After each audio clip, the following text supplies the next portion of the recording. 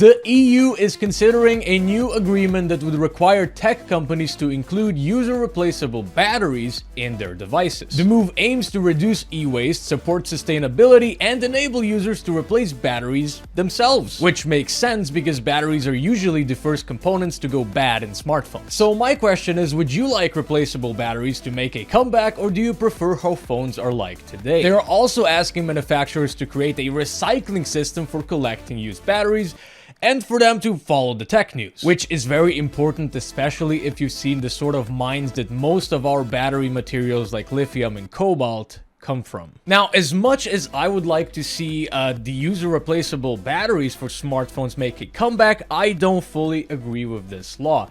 And that's basically for these reasons. So this is a semi-modern smartphone. It's a Samsung Galaxy S8.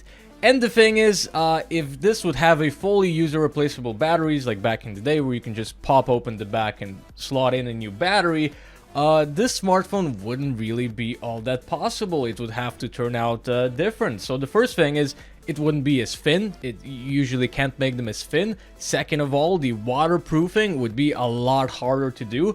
Not to mention that modern smartphones also have wireless charging and NFC and all of that. So you would sort of need to redesign that module so that it just pops out a lot more easier, so that people don't tear the fragile ribbon cables or stuff like that. So I wouldn't really agree with this law. I think something like a Samsung Galaxy S8, it's already easy enough to replace the battery. You basically need to buy like a $5 kit from iFixit. You can also do it without that. Basically, for most smartphones, you just heat up the back and you just pop off the back and then you unscrew a few screws and then you can get to the battery.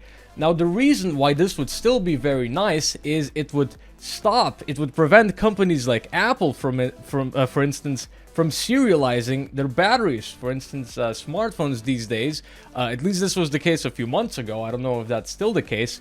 If you actually put a new battery in an iPhone and it was a totally fine battery, the phone would just be like software locked. It would just be like, hey, yo, man, this is my battery, so I'm just not gonna work, okay? And then the second part of this agreement would be for these companies to actually really get their shit together as far as recycling batteries go. So not a lot of people know, the very bottom of the supply chain for our modern smart devices, you know, they come from these cobalt and lithium mines, for example, when there's a lot of manual labor. The working conditions are very awful.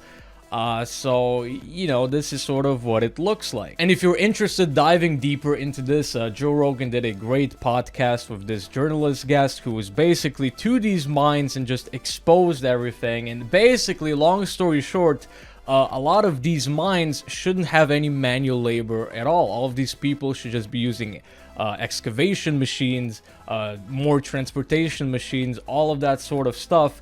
But a lot of it is just manual labor with just basic tools, a lot of people carrying these heavy rocks everywhere. And the big tech companies like Apple and I mean pretty much everyone else, they just don't really care, you know. Technically, legally, their supply is not coming from this, but if they would actually take a moment to look into it, which I think they probably did, they just don't care enough to fix it, then they would know that the very basic minerals for smart devices, for electronic devices, are coming from very inhumane conditions. And then the last part that I would really like for user-replaceable batteries, but I think this is actually mandated in a different EU law as well, so this one's not really that important, is the fact that we would be able to get batteries very easily for a very long time. For instance, I've thought about replacing my phone, which is sort of totally fine, a lot of times because the battery just wasn't good enough, and I've been over free aftermarket batteries with this thing, and they all sort of sucked. And now I'm on my fourth one, which I got from iFixit, and this one is actually pretty good.